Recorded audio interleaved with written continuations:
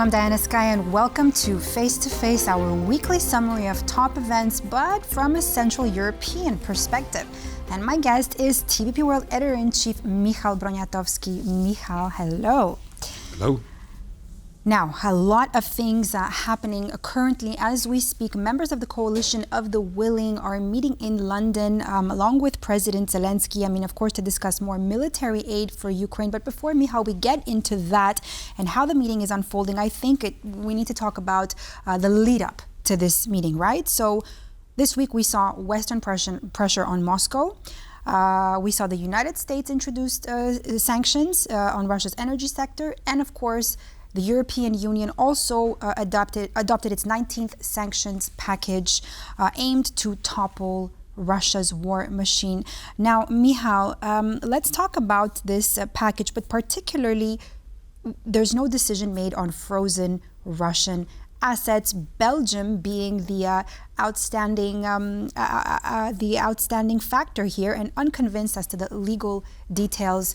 Frustration is growing. Michał, why is Europe unable to decide what could, essentially prove to be a financial engine for Ukraine's economy? We're talking about 140 billion euro reparation loan for Ukraine. I think that people are responsible for finalizing this deal on using Russian assets, frozen Russian assets, to finance the Ukrainian war effort. This failure of the European Council to do it is partly a result of negligence of the officials inside in Brussels, because they had time. They had several weeks after the European Commission took a decision that EU in principle agrees to use these frozen assets to support Ukraine. They had immediately they had this doubts from the Prime Minister of Belgium and Belgium in general. Bart de Wever, yes. Yeah, and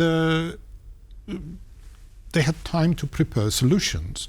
Even Madame Lagarde, the head of the European Bank, she is saying that the whole thing is manageable. And suddenly it appears that during 12 hours of the meeting, this is exactly how long time it took for them to discuss the issue, comes out with nothing again. With watered down final conclusions of the meeting, and only because. There has to be a holdup, Michał, right? I mean, look, we just saw the graphics there. If we can just see that again one more time, if we can bring it up on screen, we saw the graphic, right, of where Russia holds its frozen assets. We're seeing it right there. I mean, Belgium is the number one country where Russia holds its immobilized Russian assets right at 180 billion euros, followed by Japan and the United Kingdom, right? So, I mean, there has to be a holdup for some specific reason. I mean, if I may. It's technical reason only. As you can see from this screen here, Belgium by far has more Russian assets on their account in Euroclear. This is the organization which is controlling financing of financial markets. And some 200 billion euros we're talking about. Yes, in principle they agree that this can be done, this is doable, manageable, and so on, but they want guarantees that if at some point Russia wins a case against them for abusing these alleged abuse of these funds, they want to mutualize their risk. So how is that going to happen? Everybody in the room during the European Council should say, yes, we will share the burden with you, because this is maybe not a very big amount for Europe as a whole, but for Belgium alone, it's a lot. Especially that the French government is now trying to pass through Parliament its new budget. So it is very painful for for Belgium government. They also say, quite rightly so, that also other members of the European Union who hold this money, this is actually the other two countries are France and Luxembourg, plus very small amount in Germany. They should also do the same and risk their their reputation, risk a necessity to pay it back. It seems all the way that nobody wants to take that risk. But Michał, let me ask you something. If this actually continues, this non-decision making on behalf of EU leaders, I will have to ask you this. Can the EU actually fall apart with something as big as a decision? I mean, some people, no, Michał, you're laughing, but I'm asking you, this is something that I've heard on the sidelines today. No. This is a bureaucratic hustle, I would say, because, when the leaders and when the European Commission decides that it will be legal to borrow money in order to create a loan for Ukraine, and this loan would be then paid back by possible Russian reparations in the future. Possible.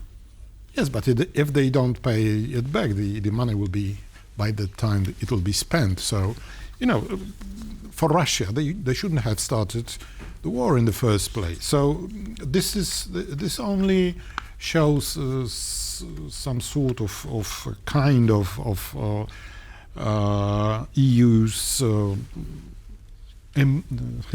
impossibility to work fast, to work hand to hand, to quickly solve big problems. It will appear probably even before next European Council in 2 months' time. They will find solution, but it's really sad that they cannot jump over issues which are in fact technical, and they are also a matter of solidarity. As the Prime Minister of Belgium said, well, if you want us to take risk, share it with us. EU solidarity, especially at a time like this, and when Russia continues its daily strikes, deadly strikes on Ukraine. And daily. Or nightly. Daily, nightly, deadly, all of it, and it's sad to say that every time we report the news, we keep saying that tonight's or last night's or yesterday morning's attacks were one of the worst that Ukraine has ever seen, and it seems that every night gets worse and worse. Michał, what about this 19th sanctions package that not only the EU hit Russia with, but that Donald Trump hit Russia with? So we were here last week. They were not coordinated. They were not quite okay. So we were here last week. I'll let you choose which one you want to talk about first, the EU or Donald Trump's sanctions on Donald Trump, because it is more interesting. Okay, so completely unpredictable. So last week we were here talking about how he said Zelensky is most likely not going back home with Tomahawk missiles, right? And that he had such a wonderful conversation with Vladimir Putin. But now, before I actually ask you what I want to ask you on that, Michał, we have something prepared about Donald Trump's contradictory statements over the past few months. Let's listen. You can get that. I will have that settlement done within 24 hours. Standing before you today, I am the only candidate who can make this promise. Before I even arrive at the Oval Office, shortly after I win the presidency, I will have the horrible war between Russia and Ukraine settled. President Putin invited me to get involved. He wants to get involved. I believe he wants to get it over with. Do you have a timeline or a date set for when? I would say within 2 weeks or so. Pretty quick. I think that President Putin wants to end the war, or I wouldn't be talking this way. I think he wants to end the war. I don't want to have a wasted meeting. I don't want to have a waste of time. So you have to be thankful. You don't have the cards. You're buried there. Your people are dying. You're running low on soldiers. Listen, you're running low on soldiers. It would be a damn good thing. And then you tell us, I don't want a ceasefire. Well, they could. They could still win it. I don't think they will, but they could still win it. I never said they would win it. I said they could win. All right, Michał, I mean, now the latest that's coming out with this, I mean, we just heard this over and over again, something we've been here for the past few months. But the latest coming out of this is following this phone call with Vladimir Putin last week, the meeting with Zelensky, and now suddenly 5 days later, Trump suddenly slaps sanctions on Moscow. Michał, I have to ask you, what changed his mind? What happened in between? Are his advisors telling him something? I'm not sitting between his ears, but, when you listen to these statements, you suddenly realize that, in fact, Ukraine is a pawn in hands of President Trump, used in his game with Russia and China. Like ping pong. Yes, he first allows these tomahawks legend to become a hot topic. Everybody talks about when, not if, but already when he's letting Ukraine to use them. And suddenly, of course, we should assume, seeing the next event, that what he did, in fact, it was an attempt to scare Putin in order to get him to the table and make him offer some goodwill. And what happened? Putin, of course, understood his game, and one day before the meeting with Trump's meeting with Zelensky, he calls Trump and offers him a small easing, a small land concession in his usual demands, and persuades Trump. And persuades Trump to hang his decisions in the air, and promises him a meeting, and then makes love of him, really, because within the next few days, the minister, not even president, the Russian Foreign Minister Lavrov says, Sergei Lavrov. Well, come on, we agreed everything in Alaska 2 months ago, and there's no need to talk about it again. Was a failed summit, of course. Trump gets furious, says that there would be no meeting. By the way, there also would be no tomahawks, and at the same time, he is imposing two very, very heavy sanctions against Russia.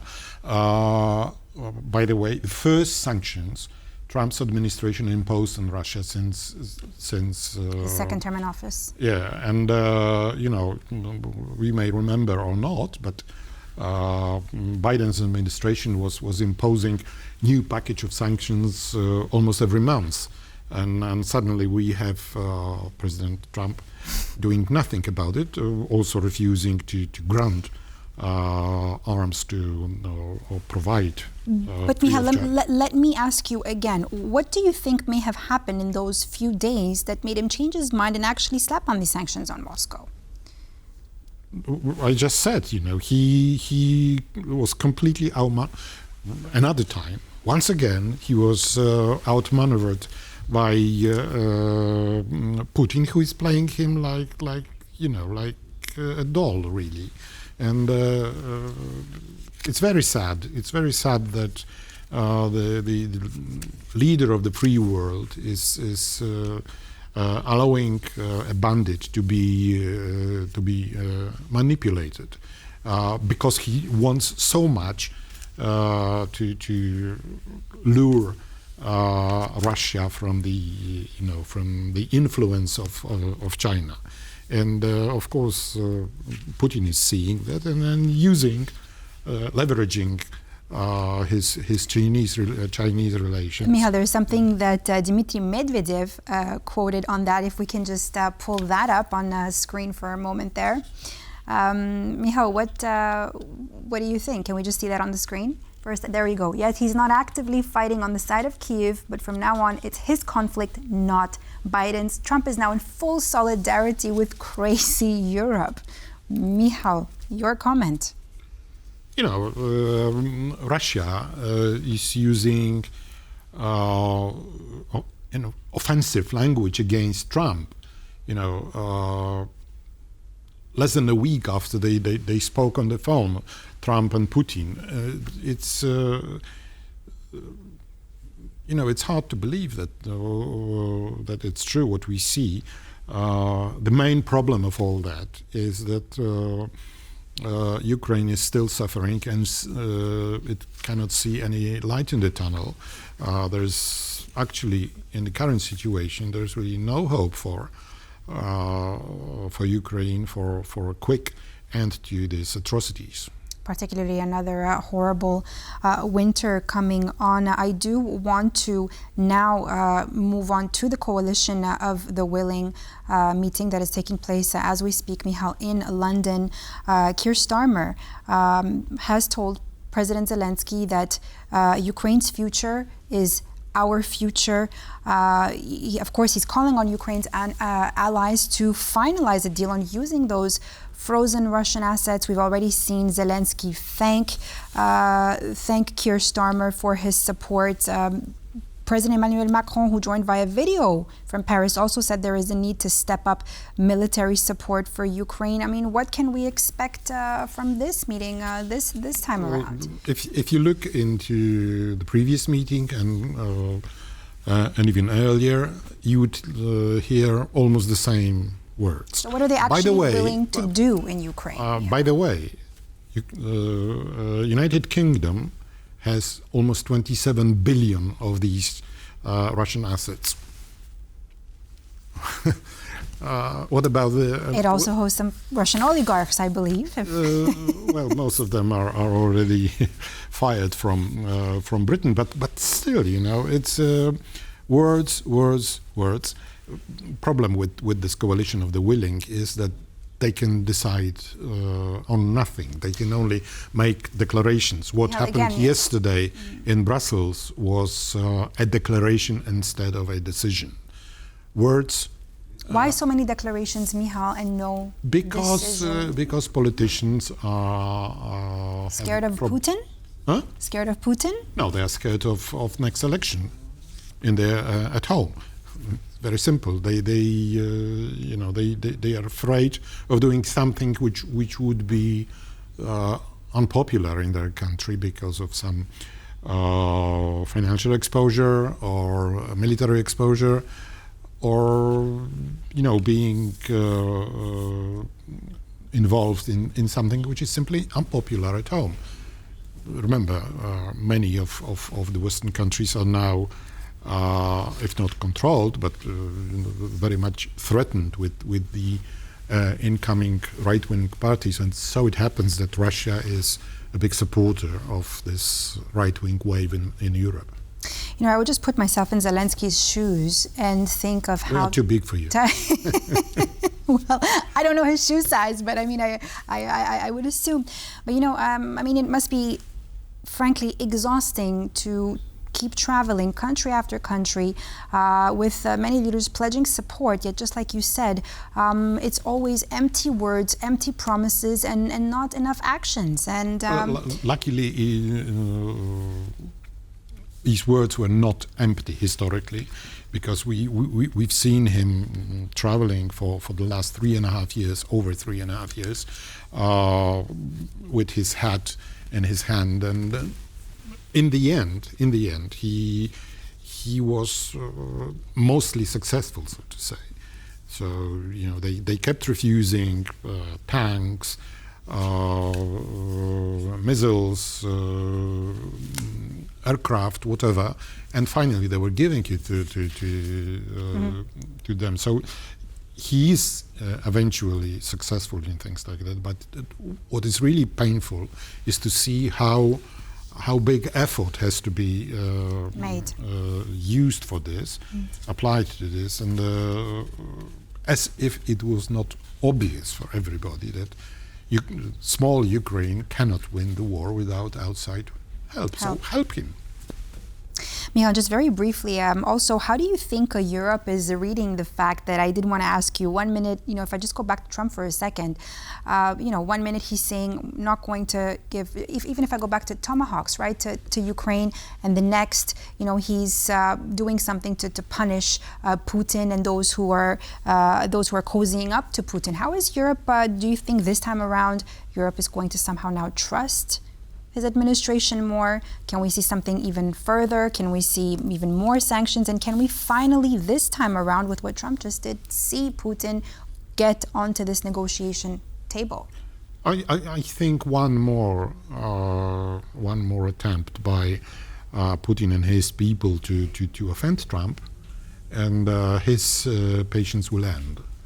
And let's hope it happens. I wonder if we'll see that before the end of this year, which ends also quite very briefly in 2 months. Yeah, well, it's with November, the winter comes to Ukraine, and this is even if we have a global warming, it's always very, very harsh, and Russians are bombing now central heating installations in big cities, especially in Kiev, and so if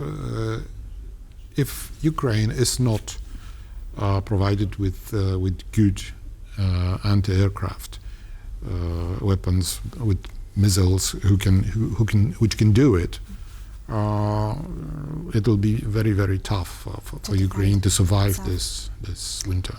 Thank you so much, Michał. I'd rather not think about that, and we can only hope for the best. Thank you so much, Michał Broniatowski, Editor-in-Chief of TVP World, for discussing all of this. And thank you for watching Face to Face. We'll see you here next week, and stay on with TVP World for more news and analysis as we bring you all the unfolding events. And today, the meeting of the Coalition of the Willing. Thanks for watching.